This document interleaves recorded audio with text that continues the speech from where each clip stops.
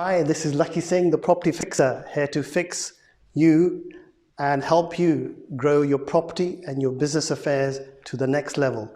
So if you're looking for knowledge and insights about how to get involved in property, solve your problems about scalability in your property business, then do watch our 20-minute clips. We've taken them from hundreds and, well, thousands of videos that we've taken over the last 6 months, and we've broken them into simple chunks which can make them useful for you. So do watch and do subscribe to our YouTube channel underneath as well. So in other words, if they're well established, they've probably got better banking facilities. If they're well established, they've probably got better relationship with creditors and suppliers and people who buy off them. But I think the general rule is most people work on 9 to 12 months reserves. So in other words, if everything goes kaput, do they have enough cash in the bank or in reserves to be able to pay 12 months worth of outgoings? That's okay. So you're talking about cash reserves. Is that the same as having cash that you've got sloshing around, as Lakhi says it? Obviously, a man who is rubbing shoulders with people with deep pockets. What's the terminology Lakhi uses? Sloshing around. That's it. So sloshing around seems to suggest slightly different to reserves, because reserves seems like it's there as a reserve for the business. It's actually part of the business. Sloshing around, as Lakhi says, is probably money that you've got that's spare. Is your reserve spare money, Linda? Yes. Yeah, so I think the word you're probably looking for is liquidity. So how much liquidity? Ooh, that sounds good. Yeah. Okay. Yeah. So how much liquidity you've got in the business?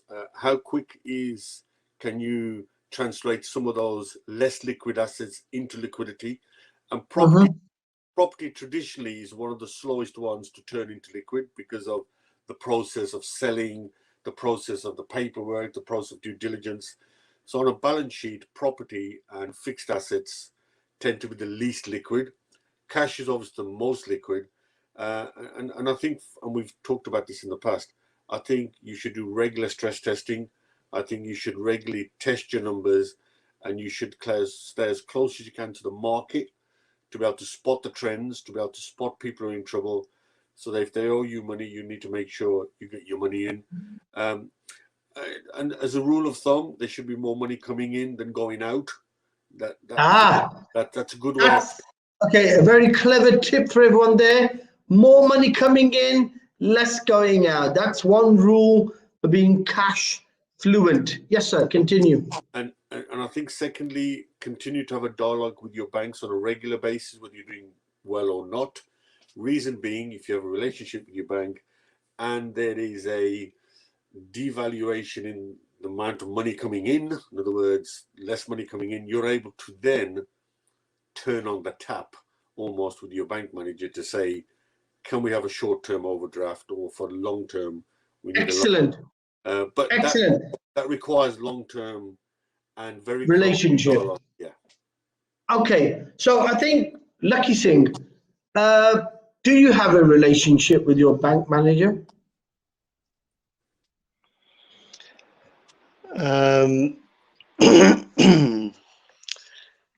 That's a good question. The question I'm posing? Okay, not in a romantic way. I mean, what I'm saying is, Lakhi Singh, surely that itself is a bit of a contradiction, because the way that the banking community and the banking world is going, it's all now behind doors. You don't really know who your bank manager is anymore. You don't have a relationship with anybody. You have a relationship through the telephone or through the internet, and most applications, even for loans or overdrafts, even reviews, aren't actually done face to face anymore. Or are they, Lakhi Singh? You're with a AAA rated bank. Well, I would say that yeah, I think if you've got a relationship with the bank, it's more likely to be if you're a high turnover, mid-tier or top-tier type corporate. So if you're more of a startup or SME type organization, it's unlikely you're going to have sort of relationship with the bank, because they're only looking at companies that they want to give a relationship manager to, if they're plus of at least 2 to 5 million turnover. So so I think if you're an SME, you haven't got you've got more of a very internet-based or a telephone-based type service. To get to the next level is more about who you know. So I've got access to corporate companies I work with who've got access of 100 million plus turnover. So they've got excellent corporate accounts. So I've been introducing some of my clients to getting assistance, but piggyback off the relationship through introductions from corporate leaders. So I think a lot of it is about who you know in that industry, but it's not an easy thing. I think me sitting in Mayfair, I'm probably an oddity in the sense that I'm able to pull some strings, but on the whole, for the majority of UK businesses, it's very difficult to have any sort of relationship with your business manager. Okay, Lakhi Singh, so this probably, before I continue, go back over to Ninda, a big shout out, obviously, to John Smith, Amar Ali, to Sonia, who's really enjoying the topic this morning. We've got Danny on YouTube. We've got a whole host of other people watching us on YouTube. I will give them all a shout out. And also, and I've got Mr. Noor as well, making moves and watching us now. Okay, Ninda, I think this goes to another part of the conversation. You're probably too big to fail. And you're probably more of a mover and the shaker in the entertainment industry and the music world. So you're able to pick the phone up to your bank manager and say, hey, John, can you make sure I've got that £6 million overdraft? Got to do some shopping this weekend. But the average business isn't going to be able to do that. I remember there's certain references that we had previously, like you say, where you had, and we can't mention them, like you said, ex-footballers or footballers who are on his books in terms of being consulted to for certain issues.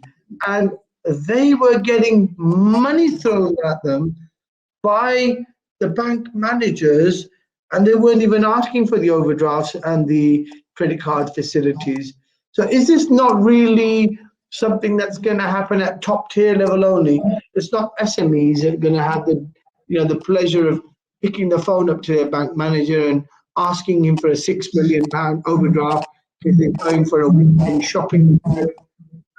Is that the way it works for the average business? Ninda, Okay. sir? So a couple of things. We've seen over the last 4 or 5 years what we call challenger banks. So these are new banks that have come into the marketplace, which are driven largely online, places like Starling Bank. And they work and base themselves on a digital platform. So they work on a transactional relationship. In other words, debit in, credit out, and they don't have relationship banking. I think, so the question you're asking is, how do you get into a place that you're able to have a dialogue with a bank manager of some sort? Yeah, so you're only doing 4.2 million turnover a year. Not a lot of money. How do you get the bank manager to look at you and talk to you? That's fine. Look, one of the things I can say is, and we've called the magazine a business influencer, and what we say to people is, the more you network, the more you connect with people, the wider becomes your sphere of influence, and the more that people outside your organization start to see you. Now, I'm pretty convinced that when I was going through ropey times with my bank, not with my bank, with my business and people not paying on time, I was able to make a compelling case to my bank manager, who was then able to persuade the people in London in charge of credit control that we should let this happen and this happen. And I'm pretty convinced it was only because he knew that I was connected to a lot of people and that it was worthwhile supporting me. Because what banks do, Connection. What bank managers do is they really don't lend against the business. Credit control people do. They look at the balance sheet. But a bank manager really lends against the person. And if they feel they can trust the person, because remember, markets change, products change, but people don't, if that makes sense. So you can move into different markets, but it's the leadership team, the people running the business, that determine it. And they're goes back. Excellent. The topic goes back to leadership, and we started with leadership, and we've come full round with leadership. We've got about 10 minutes left, Lakhi Singh. Tell me, is it your leadership that makes things happen in the square mile, or is it your dancing skills? Which one are they? I think it's a combination of both, really. I think the dancing skills have been very useful because thanks to Ninda's music, I did a bit of dancing, hit 55,000 views. I think from that alone, I think anywhere I went in Mayfair, I think I went to about 10 events about just after that video, and I got recognized by 5 or 10 people and saying, "Oh, didn't we see you there?" So, you know, it's probably a good way of actually getting known. But the reality is you've also got to have a strong business model with what you're doing. So I'm blessed in the sense that I've got like a very comprehensive angle on the market where we're able to help anybody in property as a one-stop shop. So having that level of access to solutions means that if we're not making money from bridging, then we're making money from stopping repossession. If we're not making money from stopping repossession, we're making money from negative equity solutions. If we're not making money from that, it's from a sale or from sourcing assets for a buyer. So having let's just say quite a simple yet effective business model for creating business anytime somebody walks in through the door has meant that we're perfectly placed for a market that's declining. So, question is, Lakhi Singh, we said auction. I mean, there's part of the topic of today's drive time was repossession, and can you get repossessed properties from auction houses? Where do you see, keeping in line with the topic we've opened up, there's a shift in the way business is being done. Do you see auction houses staying as they are, a bit archaic, or do you see it all going online now? Quick yes or no on that. I think because of COVID-19, it's going to make it quite difficult for people to be in live auction rooms anyway. So I think majority of auctions have already gone live on the internet already. So some of the ones which were live are offering part online auction type solutions now as well. So I think probably by the end of 2022, we'll probably find that the majority of auctions probably take place online, and then there'll probably be a combo. Okay, let's suppose 22 is your cutoff date. Everything is going to change in the property world. What about the business world, Ninda sir? If everything is going to change in the property world, are we going to become a virtual country? Is everything going to become virtual? Are we all going to be doing everything online and like we're doing now, live streaming? By the way, we've got about a good 7-8 different people watching us on the YouTube live stream. So shout out to everyone on YouTube. Do try and join the group, and you can come in and put your comments forward. So, Ninda sir, if it's all going to change, you're saying events are going to come back in 2 years. Are they really? And what for? What will people be looking for? Are they going to be thirsty to meet each other? Is that what's going to happen? Okay, so a couple of things. I think what has accelerated is the use of things like this, StreamYard. What's accelerated is the using a software called Teams and Zoom. So I think where perhaps in the past I would have gone to India to meet people, I think that will now happen through this. I think people in India will be happy to do this.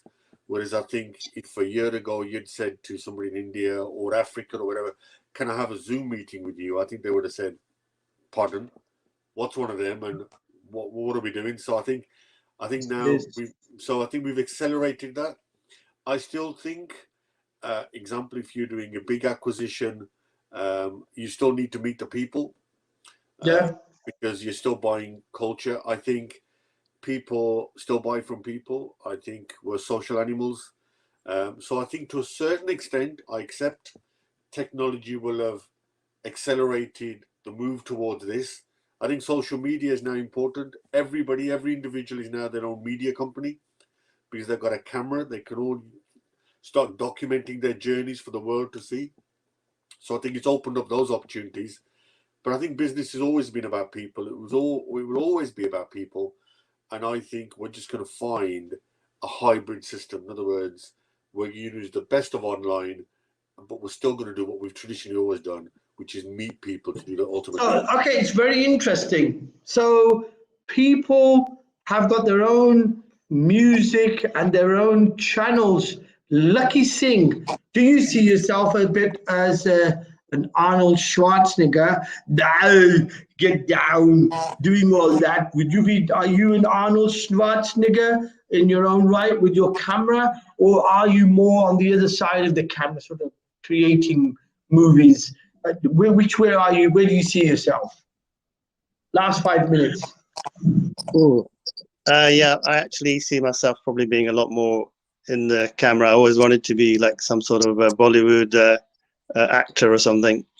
So this is my claim to fame, I think. And if I can do my dance moves like Hrithik Roshan, and I could sing as well as Lata Mangeshkar, I'll be happy. Okay, so what do you do, Ninda, with the camera? Are you a bit of Arnold Schwarzenegger, or are you more of a back behind the camera producing movies? Well, obviously those clean type of movies we're talking about. And just to give an example, this afternoon we're off to do some filming. Excellent. We've got a lot of filming gear, and that bit of filming. Now here's the interesting bit: will be embedded into the digital format of the magazine. So you'll be able to go into the magazine. You can either read the article, or you can click a button and watch the interview of the article, if that makes sense. So you can actually. That makes sense, yeah. Yeah. So what do you say to web streaming and webinars and will that actually be part of events? I mean, will that become another part of events? Well, are you going to? You see, if you ask most people now, most people are fed up of webinars. Most people are fed up of sitting in front of a screen. They want to go and meet people and do whatever needs to be done. So I think that's what I'm saying. There'll be a hybrid. There'll be more of it than we've ever done in the past, but it'll never replace people to people. And I much prefer behind the scenes, personally. I prefer, as an example, this afternoon, we're going to film a couple of entrepreneurs and to understand what they've done in the COVID situation. Then we'll embed that into the magazine. So I think people want to hear stories. They want to hear what other people are doing. They want to learn from other people's mistakes and other people's successes. And that's the world we live in. But okay. Yeah, I think everybody's now got an opportunity to have their own media company. Everybody.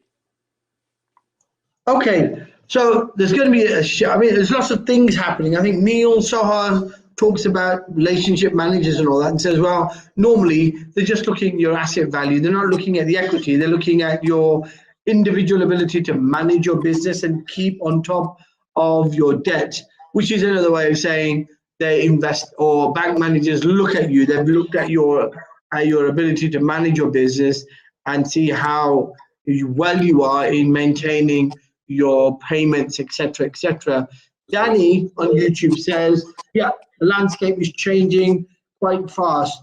You know, there's going to be lots of different things happening all at the same time, and it's a matter of keeping up with all these different individual changes.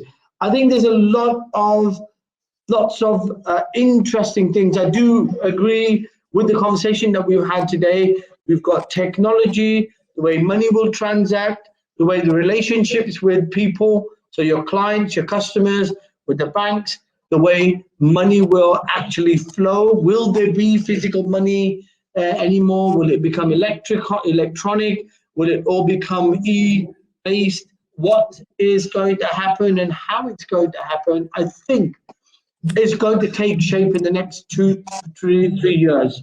And I think it's very interesting. And your point, Ninda, about interest rates, you never got to make that point. But I'm going to throw you in now. Last 20 seconds. Tell us about interest rates. Are they going up or are they not? Okay, very quick question. You've been talking about auctions. I think what will happen with auctions, you will return back to a physical auction, but it will then be streamed live at the same time. So what you're now doing is you're now making your product available with no restriction. There's no geographical boundaries left at all. So I think the two will happen together. Interest rates, I don't think they're going up. Excellent. Right. We have, coming straight from Mr. Ninda Singh, Johal, interest rates are going to stay where they are. How many years for, sir? I think it all depends on how fast the recovery is. The quicker we recover as an economy, the quicker interest rates will go up, because then that's when inflation starts to creep. And if the interest rates go up at the Federal Reserve because you've got Donald Trump coming back in and upping the economy and pretending like everything's back to normal, then what will you do, sir? Well, yeah, I mean, we have to first get a recovery going. I mean, I'm quite happy to pay high interest rates, well, relatively speaking, if the economy's flying. And excellent. They're not going to move interest rates up if the economy is on the floor, because you excellent. have to. Lakhi Singh, sorry about that, and then I'm going to have to cut you short because we've got last few seconds. Lakhi Singh, is the horizon looking good for us, or are interest rates going to stay low? And is there a recovery on the horizon for you? Yes or no, sir? Last few words. Lakhi Singh, the property fixer from Mayfair. I think my view is that the market's going to tighten considerably, whether it's interest rates. I think there's a high chance that they will, even though I understand where we're coming from. I want my viewers to realize that if they do, I don't really want them to be thinking positively about it, or rather that they batten down their hatches and actually learn how to fight the battle if they did go up. So I wouldn't really want them to take the risk. So I'm from Lakhi Singh, the optimist. Thanks so much, Lakhi Singh. We will see Ninda Singh next week, Friday, every Friday, until we get a notice from him to say, I'm going flying off, got a lot of money in my pocket, going to do the weekend shopping. Can see you next week, boys. Lakhi Singh, property fixer, next week, 8 a.m., 9 a.m. every morning. We've got some guests on next week. We don't know who they are, but I think next week we've got a handful of lovely ladies every day, 5 of them. Take care, guys.